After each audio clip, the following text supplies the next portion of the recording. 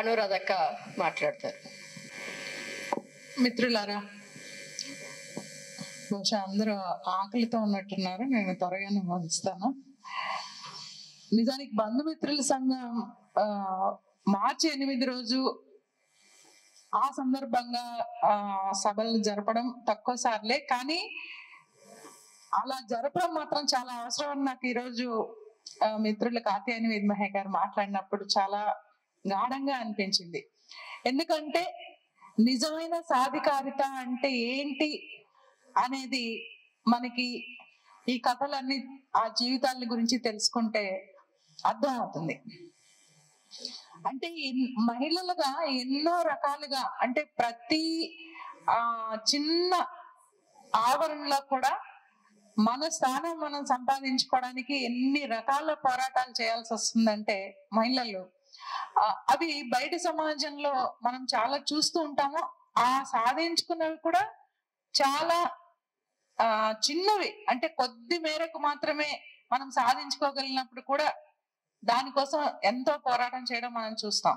ఈరోజు అందరు మహిళల కోసం అన్ని రంగాల్లోనూ అటువంటి సాధికారితని సాధించి పెడుతున్నది విప్లవోద్యమం. మిత్రులు కాత్యాయని గారు మాట్లాడిన విషయాల్లో 1-2 క్లారిఫికేషన్స్ కూడా చెప్దాం అనుకున్నాను నేను.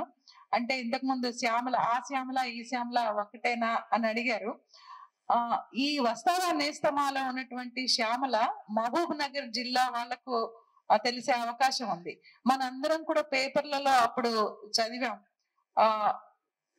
బాలస్వామి అనేటువంటి ఒక దళితుడిని సజీవ దహనం చేసినటువంటి ఒక ఘటన పౌర హక్కుల సంఘం దాని మీద నిజ నిర్ధారణ కూడా చేసింది. ఆ బాలస్వామి ఇది ఒక పైన దాడి ఒక అనుమానాస్పద పరిస్థితిలో జరిగింది. అక్కడ ఉన్నటువంటి భూస్వాములు ఆ పని చేసి దానిని కొంత అంటే అనుమానాస్పదంగా మాత్రమే ఉండేటట్టుగా దాన్ని సృష్టించారు. దానికి ఒక బలమైన కారణం కూడా ఉంది. ఆ బాలస్వామి చెల్లెలు శ్యామల, అంటే ఆ శ్యామలను ఎలాగైనా పట్టివ్వాలి, తీసుకొచ్చి అప్పగించాలి అని అట్లా మొత్తంగా ఆమె మీద ఎటువంటి నిర్బంధం ఆ కుటుంబం మీద ఉంది. ఇవన్నీ విషయాలు కూడా ఆ కథల్లో మనకు తెలుస్తాయి. ఈ కథలు ఏవి కూడా నిజానికి ఇందులో ఒక 316 కథలు దాదాపు ఉంటే సగానికంటే ఎక్కువ విప్లవోద్యమంలో విషయం గురించే, అంటే విప్లవోద్యమంలో జరిగిన విషయాల గురించే, అంటే నడుస్తున్నటువంటి ఒక చరిత్ర అవి మనకు చెప్తాయి. అందులో ఉన్నటువంటి పాత్రలన్నీ కూడా సజీవమైన పాత్రలు. ఒక నిజమైనటువంటి విషయాన్ని చెప్పడానికి దాని చుట్టూ కొంత కథని అల్లి ఉండవచ్చు, కానీ అలా చేసిన వాళ్ళు కూడా చాలా తక్కువ మంది. యథాతథంగా దాన్ని కథలుగా చెప్పినటువంటి ప్రయత్నం మనకి ఎక్కువ కనిపిస్తూ ఉంటుంది. నిజానికి సృజనాత్మక రచన అనేది మానవ సమాజానికి కొత్త ఏం కాదు. ఎందుకంటే అది మౌఖిక రూపంలో ఉన్నప్పుడు కూడా మనం చిన్నప్పటి నుంచి కథలు వింటూ పెరిగాం, కథలు చెప్తూ ఎదిగాం. అవి పాట రూపంలో కానీ లేకపోతే అనేక మౌఖిక రూపాల్లో కానీ మొదలై పరిణామం చెందుతూ అనేక రకాలటువంటి సాహిత్య రూపాలని తీసుకుంది. బయట సమాజంలో ఉన్న రచయితలకు ఉండే ఒక వెసులుబాటు ఏంటంటే ఒకసారి కథ రాసిన తర్వాత దాన్ని నగిశీలు చెక్కే అవకాశం ఉంటుంది. అంటే మళ్ళీ మళ్ళీ చదవడము, బాగా కథలు రాయడంలో అప్పటికి అనుభవం సంపాదించిన వాళ్ళ సలహాలు తీసుకొని వాటిని ఇంకా అందంగా లేదా శిల్పాలు అవి ఇవి అనేక రకాలుగా అంటే చిక్కడం, నగిశీలు చెక్కడం అనేది సాధ్యం అవుతుంది. కాబట్టి అలా బాగున్నటువంటి కథలు కొన్ని ప్రమాణాలను ఏర్పాటు చేసాయి. కథ అంటే ఇలా ఉండాలి, అలా ఉండాలి అని చెప్పి ఏవో కొన్ని ప్రమాణాలు మామూలు సమాజంలో చలామణిలో ఉన్నాయి. కానీ అక్కడ విప్లవోద్యమంలో నిత్య యుద్ధంలో పాల్గొంటున్న వాళ్ళకి తాము రాసిన కథని రెండోసారి తిరిగి చూసుకునే అంత సమయం లేదు, చూసుకోవడానికి అవకాశమే లేదు. ఇప్పుడు అంతవరకు ఎందుకు మనం బయట ప్రజా సంఘాలలో పనిచేస్తున్నటువంటి వాళ్ళు ఏ సంఘమైనా ఉండొచ్చు, అంటే నిరంతరము ఒక కార్యకర్తగా బిజీగా ఉంటూ చాలా సార్లు అంటూ ఉంటారు, కథలు రాసుకుంటే ఎక్కడ టైం లేదంటుంటాం మనం. అంటే మరి మనకే టైం లేకపోతే రాత్రుల్లో చాలా బాగా నడకలో సాగిపోతూ నిరంతరంగా అప్రమత్తంగా ఉండాల్సింది. ఏ క్షణం కూడా ఏమరపాటుతో ఉండడానికి అసలు అవకాశమే లేనటువంటి చోట వాళ్ళు కథలు ఎందుకు రాస్తారు? అసలు అంత అవసరం ఉందా? అంటే ఈ కథలు అసలు ఎప్పుడైనా ఎవరైనా కథలు ఎందుకు రాయాలి, ఎందుకు రాస్తారు అంటే పని లేక రాసే వాళ్ళ గురించి కాదు. రాసేది కథలు ఎందుకంటే మనుషుల జీవితాలని అర్థం చేసుకోవడానికి, అందరు ఆ మనుషుల జీవితాల్లో మెరుగుపరుచుకోవడానికి లేదా అనేక కోణాలను అర్థం చేసుకోవడానికి కథలు మనకు ఉపయోగపడతాయి. ఆ రకంగానే ఆ కథలు అనేవి వాటి పాత్ర సమాజంలో.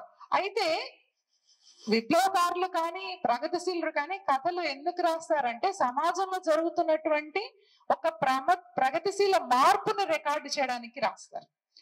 మరి విప్లవోద్యమం గురించి ఏమీ తెలియకుండా ఎన్నెన్నో స్టేట్మెంట్లు బయట ఇచ్చేస్తూ ఉంటారు. ముఖ్యంగా మహిళల గురించి అయితే మరీ ఎక్కువగా ఇస్తూ ఉంటారు. ఒక ఉదాహరణ కూడా చెప్తాను నేను. 2009లో నేను అరెస్ట్ అయినప్పుడు ఇంకా కోర్టులో ప్రవేశపెట్టడానికంటే ముందు చాలా ఇంటరాగేషన్లు నడుస్తూ ఉంటాయి. అప్పుడు ఒక డిఎస్పి మహిళ ఆవిడ వచ్చి నాతో మాట్లాడుతూ అన్నదన్నమాట, మీకు తెలియదండి అసలు విప్లవోద్యమంలో మహిళల మీద చాలా అత్యాచారాలు జరుగుతాయి, మీరు నమ్మరని నాకు తెలుసు, నా దగ్గర వీడియోలు ఉన్నాయని చెప్పింది. అయితే నేను ఆవిడ ఒక ప్రశ్న అడిగాను, అంటే కనీసంగా కామన్ సెన్స్ ఉన్న వాళ్ళు అడిగేలాంటి ప్రశ్న అన్నమాట.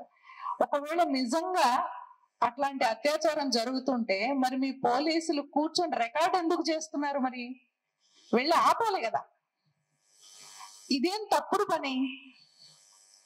రెండో విషయం, అలా జరగడానికి ఏమాత్రం అవకాశం లేదు. ఎందుకంటే ఏ స్త్రీ అయినా సరే ఒక నిస్సహాయ స్థితిలో జరిగేటటువంటి ఒక పరిస్థితి ఉన్నప్పుడు దానిలో నుంచి బయటపడలేకపోవచ్చు. అంటే ఒక బలమైనటువంటి వ్యక్తి ఒక అసహాయ స్థితిలో ఉన్నటువంటి స్త్రీ పైన అత్యాచారం చేయడం గురించి మనం అర్థం చేసుకోవచ్చు.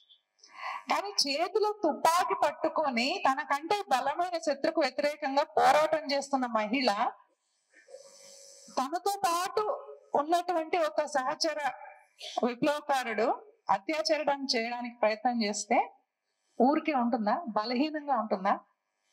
ఏం మాట్లాడుతున్నారు మీరు అని చెప్పి అడిగి. ఇవన్నీ ఏంటంటే బయట సమాజంలో చాలా దురభిప్రాయాలు ఉన్నాయి. ఆ దురభిప్రాయాలు పోగొట్టుకోవడానికైనా సరే తప్పకుండా అందరూ ఈ పుస్తకాలు చదవాలి. ఎందుకంటే ఇందులో ఆ జీవితం కేవలం వాళ్ళకి సంబంధించింది కాదు, మనందరికీ సంబంధించింది. అసలు స్త్రీలు ఎందుకు సాధికారతను సంపాదించుకోవాలి, ఎలా సంపాదించుకోవచ్చు, అది కేవలం ఒక సైనిక రంగం అని కాదు.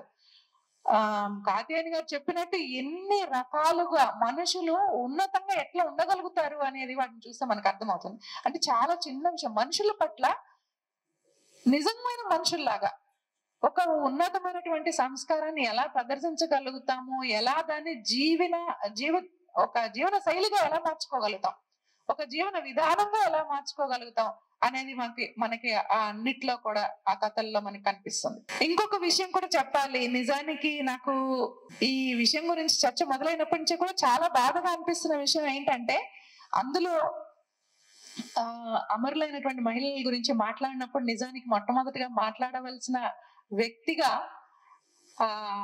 అమర రచయితగా పద్మక గురించి చెప్పి ఉండాల్సింది. కానీ ఎందుకు చెప్పలేకపోయారంటే దానికి నేను కూడా కారణం. ఎందుకంటే నేను పద్మ అంటే కరీంనగర్ పద్మక్కగా అందరికి పరిచయమైన నేలకొండ రజిత, తను రచయిత, తను కథలు రాసింది. అలా రాసింది అని చెప్పి ఆమె అమరులైనప్పుడు వచ్చినటువంటి వ్యాసాల్లో చూశాను, అరుణతారకు వచ్చినటువంటి కొన్ని లేఖల్లో కూడా చూశాను.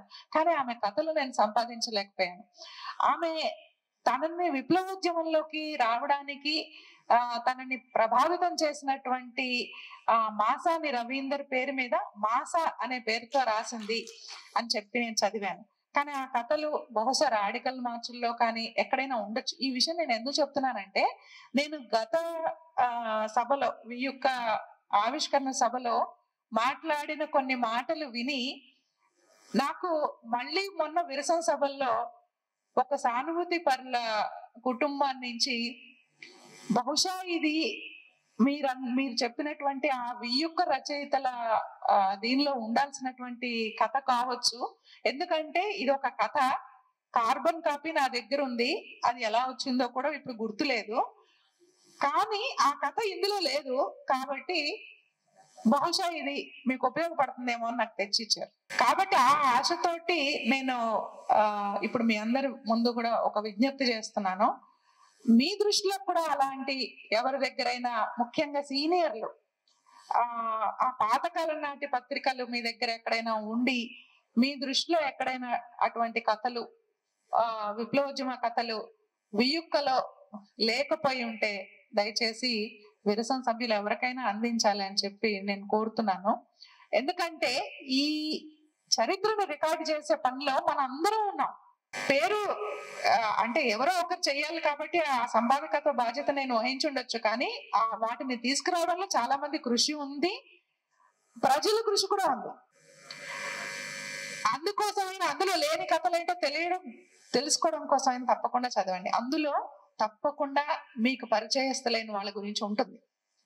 ఎక్కడో ఒక చోట నేను కూడా నిజానికి అందులో చాలా కథలు గతంలో చదివిన అయినప్పటికీ కూడా ఈ సేకరించే సమయంలో వాటిని పదే పదే చదవడం, ఆ సేకరించే దీనిలో కొత్తగా నాకు కూడా చాలా విషయాలు తెలిసినట్టయింది. మేడం చాలా కరెక్ట్ గా చెప్పారు. వీక్ ఒక ముందు వీక్ ఒక తర్వాత నేను అనుకోవాల్సి వస్తుంది అనమాట నాకు కూడా. అంటే నిజంగా ముందు కంటే మనం చాలా మెరుగవుతాం, చాలా మారుతాం, చాలా విషయాలు తెలుసుకుంటాం, చాలా మంది గురించి తెలుసుకుంటాం, చాలా విషయాల గురించి కూడా తెలుసుకుంటాం, చాలా కొత్తగా ఆలోచిస్తాం. ఎన్ని విషయాల గురించి మనం కొత్తగా ఆలోచిస్తామంటే నిజంగా నమ్రత అన్నప్పుడు నాకు మళ్ళీ ఇంకొన్ని అడిషన్స్ చేయాలనిపించింది. ఆలూరు లలిత గారి గురించి. అంటే ఆవిడ చాలా మంది చూసే ఉంటారు. మేము అప్పటికి మహిళా సంఘం చరిత్ర రాస్తుండింది, చైతన్య మహిళా సంఘం ఇది రాసినప్పుడు ఇంకా అంటే జస్ట్ రేపు అది ప్రింట్ కి వెళ్తుంది అనగా ఆవిడ ఫోన్ చేసి అంటే గతంలో నేను చైతన్య మహిళా సంఘం కార్యదర్శిగా పనిచేశాను కాబట్టి ఆవిడ నాకు ఫోన్ చేసి, విజయవాడలో ఉన్నప్పుడు మేము కూడా మహిళా సంఘంలో పనిచేసామమ్మా అంటే నేను చాలా వెంటనే ఆవిడకి జవాబు చెప్పాను అనమాట. అవునండి, కానీ ఆ తర్వాత మహిళా సంఘం లేదు, కొనసాగలేదు కదా, భాగస్వామ్య సంఘాల గురించి మాత్రమే చరిత్ర. ఈ భాగస్వామి ఇందులో చైతన్య మహిళా సంఘంలో ఉన్నటువంటి భాగస్వామ్య సంఘాలు ఎక్కడ మొదలయ్యాయి, ఎలా కలిశారు, ఎట్లా సంఘం రాష్ట్ర సంఘంగా అయింది, దాని కార్యక్రమాల గురించి చరిత్ర అని అన్నప్పుడు నన్ను చాలా నమ్రతగా ఒక మాట అడిగారు అనమాట. అంటే నిజమే కావచ్చమ్మా, కానీ ఆ సంఘం ఒక ఏడాదో రెండేళ్ళలో పనిచేసి ఉండొచ్చు, మేము అప్పుడు ఏదో కొంత పని చేసి ఉండొచ్చు, కానీ ఆ మొదటి అడుగు మేము వేయకుండా అక్కడ మేము ఆ సంఘం ఆ కొంత పని చేయకుండా తర్వాత మీరు కొత్తగా ఈ సంఘాలని పెట్టగలిగి ఉండేవాళ్ళ అంతే తేలికగా. మరి ఆ చరిత్ర రికార్డు కావాలి కదమ్మా, నాకు తెలియక అడుగుతున్నా, దానికి చరిత్రలో స్థానం ఉందా అని అడిగారు.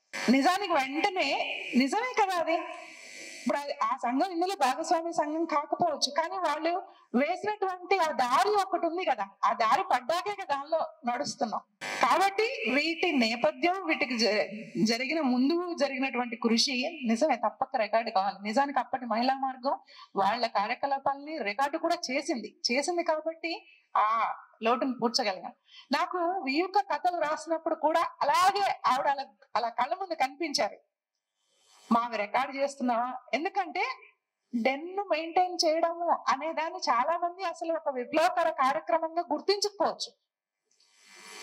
అందరికి వండి పెట్టడమే కదా చేసింది అనిపిస్తుంది చాలా మందికి, కానీ అసలు ఆవిడ కూడా అంతే సమానంగా భుజంగరావు గారు ఎంతటి రిస్క్ ని బేర్ చేశారో ఆవిడ కూడా అంత రిస్క్, ఇంకా ఎక్కువ ఆందోళన కూడా ఫేస్ చేయవలసినటువంటి అవసరం వచ్చి ఉండొచ్చు.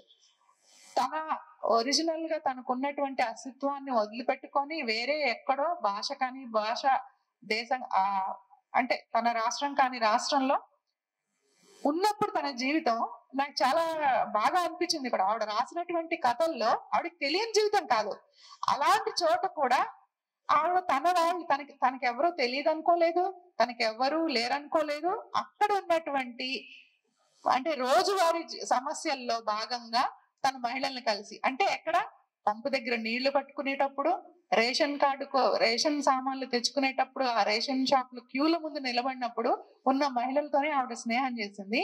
వాళ్ళ సామాన్య మహిళల సమస్యలు ఏంటి అని వాళ్ళతో పాటుగా కలిసి ఆలోచించింది. దీనికోసం మనం ఏం చేయలేమని చర్చ పెట్టింది. అంటే ఇది చిన్న విషయం కాదు. ఆమె నిశ్శబ్దంగా ఉండిపోలేదు. అక్కడ కూడా తన అన్ని పరిమితుల్లో కూడా ఆమె ఏం చేయగలుగుతానో ఆలోచించింది. ఆ సమస్యల్ని అప్పుడు ఆవిడ అజ్ఞాతంలో ఉన్నారు కాబట్టి ఇంకో పేరు పెట్టుకునైనా సరే కథలు రాసి పంపించింది, అది పబ్లిష్ అయినవి. అలాగే మనకి నిత్య విషయంలో కూడా కనిపిస్తుంది. అంటే నర్మదగా అందరికీ పరిచయం అయినటువంటి నిత్య నిజానికి మాకు ప్రచురణ వివరాలు దొరక్క 2009లో ఒక సంకలనం తయారయ్యి అది ఎందుకని ప్రింట్ కాక ఆగిపోయి సర్క్యులేషన్ లో ఉన్న పుస్తకంలో నుంచే ఇచ్చాం కాబట్టి ఆ తేదీలు 2009 సంకలనంలో నుంచి అని వేశాం. కానీ ఆవిడ అవి 80వ దశకంలో రాసి ఉండాలి. ఎందుకంటే తన గురించి రాసినటువంటి దానిలో నిత్య ఒక ప్రభాత్ సంపాదక వర్గంలో సభ్యురాలుగా పనిచేస్తూ పత్రికలు నడిపిన క్రమంలో కొన్నాళ్ళు బయట రాష్ట్రాల్లో ఉండి అజ్ఞాతంలో ఉండి ఆమె ఆ పత్రికలు నడిపారు అని చెప్పి ఆమె జీవిత కథ చదివితే అర్థమైంది. అందుబాటులో కూడా ఉంది.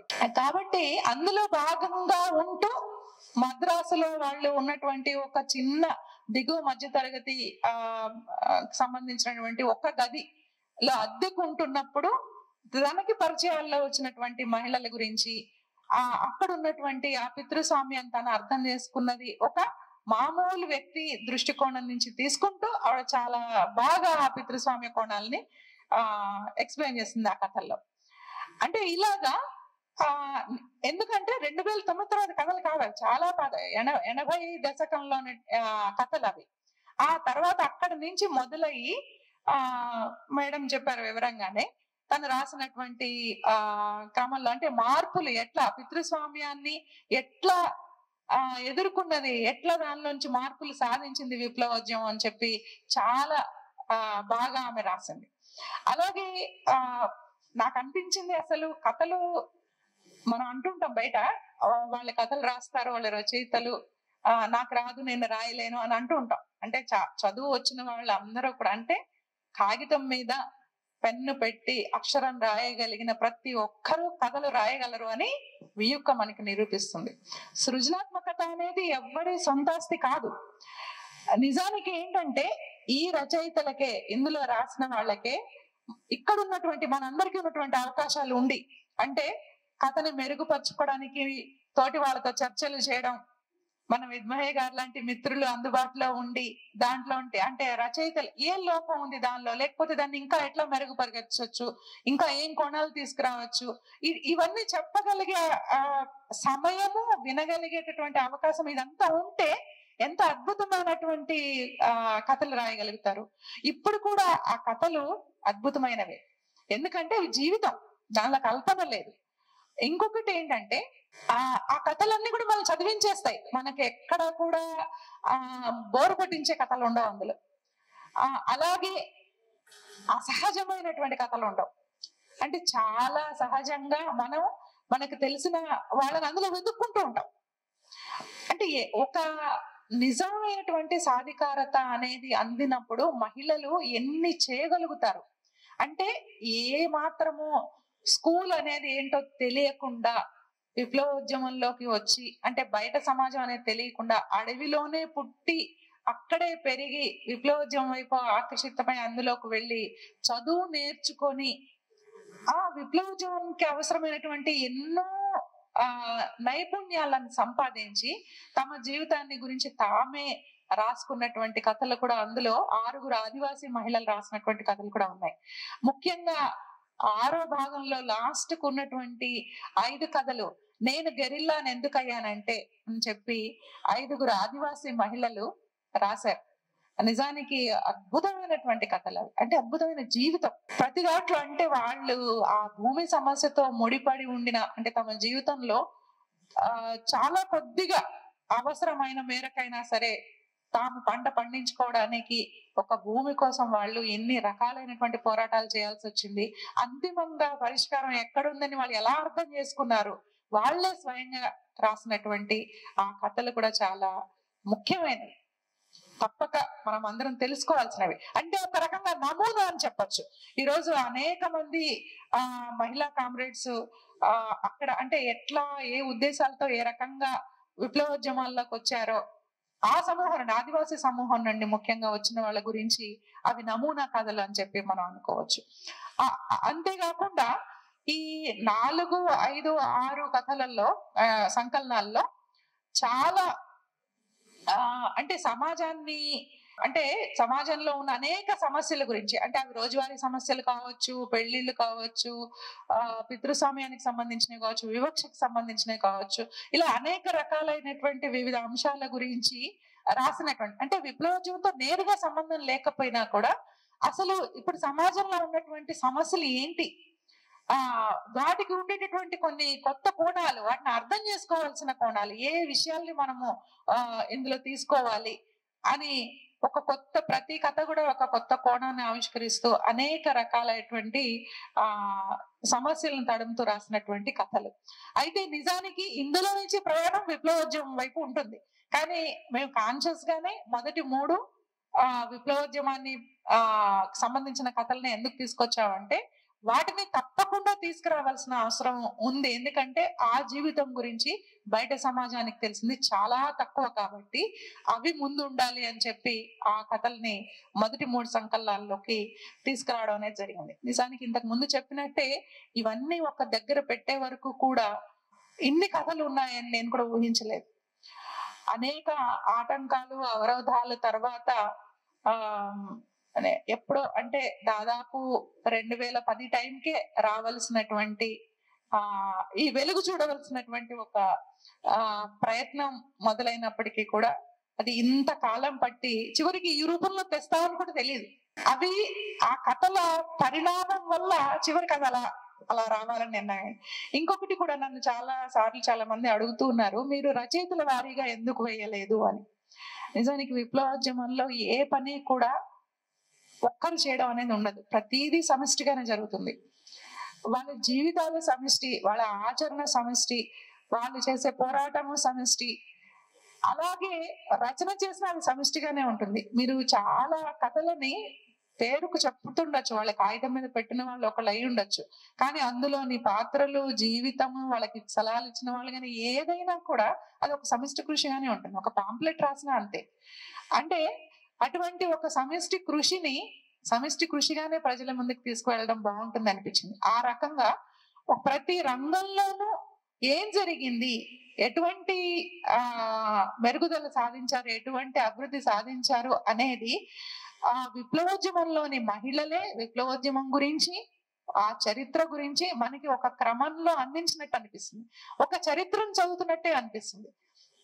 అంటే ఎన్నో ఘటనలు మనకు తెలిసినవి అక్కడ వివరంగా. ఇప్పుడు కోరాపుట్ రైడ్ గురించి అందరం పేపర్లో చదివాం, చాలా ఎక్సైట్ అయిపోయాం, కానీ దాని తయారీ జరిగినప్పుడు అందులోని ఒక కామ్రేడ్ తాను ఆ ఏర్పాట్లని ఎలా గమనించింది, అందులో ఎలా భాగమైంది, అది పూర్తి అమలయ్యే వరకు, అంటే అమలు కావడానికి ముందు జరిగినటువంటి మొత్తం దాన్ని ఒక కథలో చిత్రీకరించింది. అలాగే ఇంకో కథలో వాళ్ళు నిజంగా రైడ్కి వెళ్ళినప్పుడు అక్కడ అప్పటికప్పుడు ప్రజలు వాళ్ళ దగ్గరకు వచ్చి వాళ్ళు ఎలా రిసీవ్ చేసుకున్నారో అక్కడ కూడా నిలబెట్టి వాళ్ళకి తమ సమస్యలు ఎలా చెప్పారు, చాలా టచింగ్ గా ఉండేటటువంటి కథ కూడా అందులో ఉంది. అంటే ఇలా మనకి పైన అట్లా చిన్న హెడ్ లైన్స్ గా తెలిసిన విషయాల్ని లోతుకి దిగితే అసలు ఏం జరిగింది, ఎలా జరుగుతోంది, అదే నిజానికి అది నడుస్తున్న చరిత్ర. మీ యొక్క వాల్యూమ్స్ 6 కాదు, బహుశా అదొక నిరంతరాయంగా ముందరకు పోయేటటువంటి సంకలనాలు అవి. నిజానికి కాత్యాయని విద్మహయ్య గారు ఒక వ్యాసం రాస్తూ కూడా అన్నారనమాట, ఇవి సంపుటి 1, సంపుటి 2 ఇట్లా అని చెప్పి రాశారు. ఒకళ్ళే రాస్తే సంపుటి అని చెప్పని అంటారు, అనేక మంది రాసినప్పుడు అది సంకలనం అని చెప్పి అంటారు. బహుశా అని జవాబు కూడా చెప్పారన్నమాట. అంటే విప్లవోద్యమం మొత్తంగా ఒక ఎంటిటీగా తీసుకొని వీటిని సంపుటిలి అని చెప్పి అన్నారేమో అని. మేము తెలుసో తెలియకో అలా చేసినా కూడా నిజంగా అది దాన్నే సూచిస్తుంది. ఇదంతా విప్లవోద్యమం తరఫు నుంచి వచ్చినటువంటి ఈ సంకలనాలు. దాన్ని బహుశా రచయితలు కూడా అంతే నమ్రతగా వాళ్ళు ఇండివిజువల్ గా పేరు కోరుకున్న వాళ్ళు కాదు. విప్లవోద్యమం రికార్డు కావాలి, విప్లవోద్యమం గురించి ప్రజలు తెలుసుకోవాలి అనే తాపత్రయమే కనిపిస్తుంది మనకు అందులో. మనకి తెలిసిన అరే వీళ్ళ గురించి చెప్పాలి, వీళ్ళ గురించి రాయాలి, ఈ విషయం గురించి రాయాలి అనే ఒక తపన తప్ప అందులో ఎక్కడ కూడా వ్యక్తిగతమైనటువంటి ఆకాంక్షలు లేదా పేరు కోసం పాకలాట్లు లేవు. అందులో అమరులైన వారు ఇంకా వాళ్ళ జీవితం ఇంకా అంతా ఇచ్చేసారు, వాళ్ళు ఇంకా చేయగలిగింది లేదు, వాళ్ళు ఇచ్చేసారు. కాబట్టి వాళ్ళ పేర్లు మాత్రం వెతికి అసలు పేర్లు వాళ్ళ తల్లిదండ్రులు వాళ్ళకి ఇచ్చిన పేరుని రాసి వాళ్ళ ఉద్యమంలో ఏ పేరుతో ప్రముఖులు అయ్యారు అనే విషయాన్ని కూడా రాసి. అయితే ఇంకొకటి కూడా చెప్పాలనుకున్నది ఏంటంటే ఇందులో నిజానికి దొరకని కథలు అన్ని కూడా ఇంకా ఎప్పుడైనా భవిష్యత్తులో సంపాదించగలిగితే అవి కూడా అదొక సంకలనం అవుతుందేమో బహుశా. ఎందుకంటే ఇంకా ఎక్కడో ఉండిపోయింది అని అనిపిస్తుంది. కొన్ని తెలియక కూడా ఇప్పుడు కొన్ని ఇంకా కొత్త విషయాలు అంటే బయటకు వచ్చాక చాలా మంది చాలా సమాచారం ఇస్తూ ఉన్నారనమాట. అంటే ఇది ఒక నిరంతర పరిశోధన. ఈ పరిశోధన ఇలాగే బహుశా కొనసాగాలి. అనురాధ కాకపోతే ఇంకో వ్యక్తి దాన్ని కొనసాగిస్తారో అని నాకు చాలా బలమైనటువంటి నమ్మకం కూడా ఉంది. ఇంకొక విషయం ఏంటంటే దీంట్లో నిజానికి చాలా సమాచారము అంటే బయట తెలియని ఎంతకాలం అంటే ఈ సమాచారం తెలియనప్పుడు ప్రశ్నిస్తూ ఉంటాము, దీన్ని పట్టించుకోరా లేకపోతే ఇంకొకట అని. ఇప్పుడైతే మీ ముందు విప్లవోద్యమం ఇన్ని కథలు పెట్టింది అని మేధావుల్ని తప్పకుండా అడగొచ్చు. మీ ముందు ఇది ఉంది, మీరు ఏం చేస్తారు? మేడం మాట్లాడుతుంటే నాకు ఎన్నెన్నో ఆలోచనలు వస్తూ ఉన్నాయి అక్కడ. అంటే ఎన్ని రకాలుగా పరిశోధన చేసి మీరు మళ్ళీ ప్రజలకు దీన్ని ఇంకా మెరుగైనగా చేసి అందించగలుగుతారంటే నాకు పోయినసారి విరసన సభల్లో 3 ఉస్మానియా యూనివర్సిటీ పిల్లలు వచ్చి తాము విప్లవోద్యమంలో మహిళల చిత్రీకరణ గురించి, కథలలో చిత్రీకరణ గురించి ఒకరు, నవలల్లో చిత్రీకరణ గురించి ఒకరు, కవిత్వంలో ఒకరు ఇట్లా రీసెర్చ్ చేస్తున్నామని వియుక్త రావడం వల్ల వాళ్ళ పరిశోధన తేలికైందని దాని మీద వాళ్ళ థీసిస్ ప్రజెంట్ చేయబోతున్నారని నాతో మాట్లాడాలనుకుంటున్నాను చెప్తే నాకు చాలా సంతోషం అనిపించింది. ఎందుకంటే ఇంకాస్త అయితే ఈ పరిశోధన గ్రంథాలు విశ్వవిద్యాలయ గ్రంథాలయాల్లోనే ఆగిపోతాయి. కాబట్టి పరిశోధన చేసిన వాళ్ళకి నాకు ఈ సభాముఖంగా విజ్ఞప్తి ఏంటంటే మీరు ఆ పరిశోధించిన అంశాలను అనేక కోణాల్లో రాయండి బయటకి అని. ఇప్పుడు ఈ మేడం చెప్పినట్టు ఇందులో అమరులైన వాళ్ళు రాసినటువంటి కథలు అనేది ఒక కోణం అయితే, వాళ్ళు రాసినటువంటి అమరుల గురించి రాసిన వాళ్ళ అంటే వచ్చినటువంటి కథలు అనేది ఒక కోణం అయితే, విడివిడిగా ఒక్కొక్క టాపిక్ ని తీసుకొని అసలు ఒక్కొక్క సమీక్షా వ్యాసం రాయొచ్చు. అంటే విప్లవోద్యమంలో చదువు అనేది ఎలా జరుగుతుంది అనేది ఈ కథలను ఉపయోగించుకుని ఒక వ్యాసం రాయొచ్చు. విప్లవోద్యమంలో సాహచర్యం ఎలా ఉంటుంది, అలాగే సైనిక దీనిలో మహిళల పాత్ర ఎలా ఉంటుంది. అసలు చాలా అద్భుతమైన కథ మహిళలు ధైర్యంగా నిలబడగలరా అని ఒక కథ ఉంటుంది, తాయమ్మ కరుణ రాసింది. అంటే చాలా బాగుంటుంది. చాలా మందికి అనుమానం ఉంటది అది వీళ్ళు నిజంగానే వెళ్ళి ఏం చేస్తారో అక్కడ. అంటే కొన్ని ఇలాంటివి సరైనటువంటి అధ్యయనం లేకుండా మాట్లాడేసే మాటలు కొన్ని ఉంటాయి. దళితుల గురించి కూడా మనం వింటాం. సత్యమూర్తి గారి గురించి ఆయన మేనగోడలు రాసినప్పుడు కూడా దళితుల చేతులకు చీపుర్లు ఇస్తున్నారు. ఎక్కడ ఊడుస్తారండి చీపుర్లు పట్టుకొని? విప్లవోద్యమంలో ఊడ్చుకోవడానికి అక్కడేమో ఇళ్ళు లేవు, వాళ్ళ చేతిలో తుపాకులే ఉన్నాయి. మీకు అందులో సందేహమే అవసరం లేదు. ఏదైనా సందేహాలు ఉంటే పోలీసులు చెప్తారు. తుపాకులు లేకుండా ఎవరైనా విప్లవోద్యమం చేస్తున్నారా అక్కడ సాయుధ పోరాటంలో? చేయడం లేదు. అలాగే మహిళల గురించి కూడా అంటే వెళ్ళిన తర్వాత తుపాకి పట్టుకుంటారా లేదా? మీకు సందేహం అక్కర్లేదు, పట్టుకుంటారు. పట్టుకున్న వాళ్ళు కాలుస్తారా లేదా? కాలుస్తారు. అంటే ఇలాంటి భ్రమలు వాళ్ళేమి దాచుకోవట్లేదు, ఈ విషయాలు దాచుకొని చేయడం లేదు. మీరు అంటే అంతే ముఖ్యంగా విప్లవోద్యమానికి కేవలం తుపాకులే కాదు, అనేకమైన అవసరాలు ఉంటాయి. అది డెన్ను కీపింగ్ కావచ్చు, పత్రికలు నడపడం కావచ్చు, లేకపోతే అలాంటి ఏమి ఉండవచ్చు. అలాంటి పనులు అందరూ చేస్తారు, లేదా కొందరు మాత్రమే చేయగలిగే పనులు ఉంటే ఆ కొందరే చేస్తుండొచ్చు. కానీ అవి కూడా ఒక పెద్ద మిషన్ కి ఒక నట్టు ఎంత అవసరమో అలాంటి ప్రతి ఒక్కరి పాత్ర ముఖ్యమైనదే. వాళ్ళకి ప్రతి ఒక్కరూ అపురూపమే. ప్రతి పని కూడా చాలా ఆవశ్యకమైనది. ఏ చిన్న నట్టు లేకపోయినా కూడా ఆ మిషన్ పని చేయదు కదా. అలాగే ఈ అందరి పాత్ర, చాలా రకరకాల పాత్రలు పోషిస్తారు, అందులో మీకు సందేహం అవసరం లేదు. అనేక పాత్రలు ఉన్నాయి. కాకపోతే బయట సహజంగా మహిళలు చెయ్యలేరు అని భావించేటటువంటి పాత్రలు అక్కడ మనకు కనిపిస్తాయి. ఇంకొకటి కూడా మనం చాలా సహజంగా అనేస్తూ ఉంటాము, మహిళలు కాబట్టి బలహీనంగా ఉంటారు అని కానీ యాక్సెప్ట్ చేయడానికి అంత ఇబ్బంది పడక్కర్లేదు అని అనుకుంటుంటాం మనం కూడా. కానీ మీకు ఒక విషయం తెలుసా, ఇప్పుడు దండకారణ్యం ఉందనుకోండి, అక్కడికి వెళ్తే ముందు అసలు నిలబడాలి. అక్కడ నిలబడగలిగితే ఆ తర్వాత ఉద్యమం చేయడం తర్వాత సంగతి అని. మనకి ఇళ్లలో కూడా అంటారు కదా, 4 కాలాల పాటు అంటాం. అది కరెక్ట్ గా విప్లవోద్యమానికి వర్తిస్తుంది. 4 కాలాలు అంటే 4 కాలాలు తప్పకుండా, అంటే ఒక్కొక్క కాలానికి, అంటే ఆ శీతాకాలం, ఎండాకాలం ఇవి ఉన్నాయి కదా, ఏ కాలానికి ఆ రకమైనటువంటి కష్టాలు ఉంటాయి అక్కడ. ఆ 4 కాలాలు తట్టుకొని నిలబడగలిగితేనే వాళ్ళు కొనసాగలుగుతారు అనేది ఒకటి ఉంది. సో ఇలాంటి పరిస్థితుల్లో అడవుల్లోనే పుట్టి ఆ కొండలు గుట్టలు ఎక్కడ అంటే ఎంత చిన్న అడుగులు వేయడం అనేది మొదలు పెట్టిన వెంటనే అక్కడ పసిపిల్లలు కూడా కొండలు గుట్టలు ఎక్కి దిగుతుంటారు. వాళ్ళల్లో 3 ఏళ్ల పిల్లని అంటాను నేను, పిల్లని కూడా మీరు బీట్ చేయలేరు వాళ్ళు నడిచే నడకకి. అటువంటి వాళ్ళతోటి ఇక్కడ ఉన్నటువంటి చాలా చదువుకున్నటువంటి మేధావులైనటువంటి మగవాళ్ళు వాళ్ళతోటి పోటీ పడగలరా? కాబట్టి ఆడవాళ్ళందరూ ఒకటే అనుకుని ఆడవాళ్ళందరూ బలహీనంగా ఉంటారని అనుకునేది కూడా తప్పు. నిజానికి అలా ఏం ఉండదు. ఎందుకంటే స్థల కాలాదులు అన్నిటికీ ఉంటాయి. వాళ్ళు అడవిలో చేయగలిగే చాలా పనులు ఇతర మహిళలు, ఇతర మగవాళ్ళు చేయలేరు. కాబట్టి మగవాళ్ళతో మాత్రం పోటీ పడడం కాదు, మీరు వాళ్ళతో పోటీ పడి అక్కడ నిలబడగలిగితే మీరు ఉద్యమం చేయొచ్చు అని అక్కడ ప్రతి ఆదివాసీ మహిళలు వాళ్ళు చాలా స్కిల్డ్. కాబట్టి అదనంగా ఏంటి, మనకు తెలిసిన వాళ్ళకి తెలియని, అంతకుముందు తెలియని చదువుకోవడము, రాయడము ఇవన్నీ కూడా చేస్తారు. అది కూడా ఎంత పద్ధతిగా చేస్తారంటే ఒక ఉదాహరణ చెప్పి నేను ముగిస్తాను. ఏంటంటే నేను జార్ఖండ్ వెళ్ళిన కొత్తల్లో నాకు హిందీ రాదు, అసలు ఏం రాదు. అయితే చాలా సార్లు ఏంటంటే, అంటే ఆదివాసీలకి అనే కాదు, ముఖ్యంగా పల్లెల్లో ఉండే ప్రజలకు కూడా కొన్ని నమ్మకాలు ఉంటాయి. ఏంటంటే చదువుకున్న వాళ్ళకి అన్ని వస్తాయి. ఒకసారి నేను హరగోపాల్ సార్ గారు ఒక మారుమూల పల్లెలో మీటింగ్ కి వెళ్ళాం కలిసి.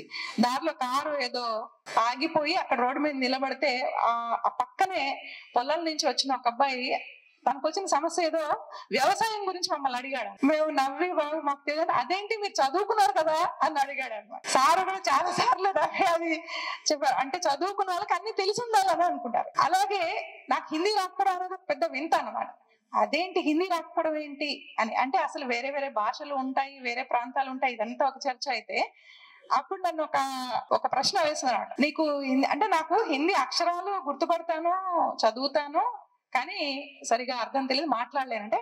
అక్షరాలు గుర్తుపట్టడం వస్తుంది, రాయగలుగుతావు, మాట్లాడకపోవడం ఎందుకు రాదు, వాక్య నిర్మాణం తెలియదా? అయితే నువ్వు హిందీ వార్తలు విను, చూసి కాపీ రాయి అని వెంటనే సిన్సియర్ గా ఏమేం చేయాలో చెప్పింది అనమాట. అంటే రాదు అనేది ఒక జవాబు కాదు, రాకపోతే నేర్చుకో. ఇదే ప్రతి దానిలోనూ కూడా అప్లై అవుతుంది. అంటే చాలా సింపుల్ గా మార్క్సిస్ట్ సూత్రాన్ని, మార్క్సిస్ట్ తత్వశాస్త్రాన్ని వంట పట్టించుకున్న వాళ్ళు జవాబులు అనమాట అవి. ఎందుకంటే అర్థమైతే ఏం చేస్తాం, మారుస్తాం. మార్చడం అంటే ఏంటి, అర్థమైతే మారుస్తాము, మారిపోతుంది. అంటే మనకి తెలిసి కూడా కొంచెం చేస్తుంటాం కదా తప్పులు, అలాంటి పనులు వాళ్ళు చెయ్యరు అనమాట. నీకు తెలుసు కదా ఇది చేయకూడదని అంటే చెయ్యకు. అలాగే నీకు తెలుసు కదా ఇది నువ్వు నేర్చుకోవాలని కాబట్టి నేర్చుకో. అంటే రాదు తెలియదు అనేవి వాళ్ళకి ఎక్స్క్యూజెస్ కాదు. కాబట్టే ఈరోజు అంత సాధికారత సాధ్యమైంది అని చెప్పి మనకు అర్థం అవుతుంది. కాబట్టి మీ అందరూ కూడా ఆ కథలు తప్పకుండా చదవాలి. అలాగే నా విజ్ఞప్తి గుర్తుపెట్టుకొని మీకు ఎక్కడ అటువంటి కథలు దొరికినా కూడా సేకరించి ఇస్తారని ఆశతోటి నేను రకరకాల దశల్లో నాకు ఇంటి పేరు ఒక్కొక్కటి ఉంటుండదు అనమాట. కొన్నాళ్ళు పౌర హక్కుల అనురాధ, కొన్నిసార్లు సిఎంఎస్ అనురాధ, కొన్నాళ్ళు జైలు కథల అనురాధ, తాజాగా నాకు వరుసగా 2 నెలల నుంచి వియుక్త అనురాధ అని నన్ను ఇస్తున్నారు. అంత అర్హత ఉందో లేదో కానీ ఇది నిజంగా చాలా పెద్ద గౌరవం అని మీ అందరికి వినమ్రంగా తెలియజేసుకుంటూ, ఏబిఎంఎస్ తప్పకుండా ఈ మహిళా సాధికారత గురించి ప్రతి మార్చి ఎత్తును ఇలా జరపాలని ఆశిస్తూ ఆకాంక్షిస్తూ మీ అందరికీ విప్లవ అభినందనలు తెలియజేస్తున్నాను.